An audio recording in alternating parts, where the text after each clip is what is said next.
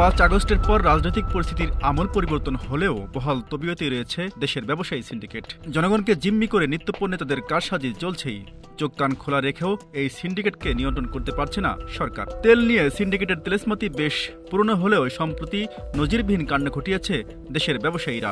Soybean তেলের আমদানি নেই, এই অজুহাতে সম্প্রতি বাজার থেকে উধাও হয়ে যায় নিত্য ব্যবহার্য এই পণ্যটি। ব্যবসায়ীদের দাবি ছিল আমদানি খরচ বেড়ে যাওয়ায় চলতি মূল্যে সয়াবিন তেল বিক্রি সম্ভব নয়। ঘাটতি মেটাতে জরুরি ভিত্তিতে দাম বৃদ্ধির দাবি জানানো হয়। এরপর গত সোমবার লিটারে 8 টাকা বাড়ানোর ঘোষণা দেয় সরকার। এদিকে দাম বাড়ানোর ঘোষণার পরপরই ফের বাজারে ফিরতে শুরু করে সয়াবিন তেল।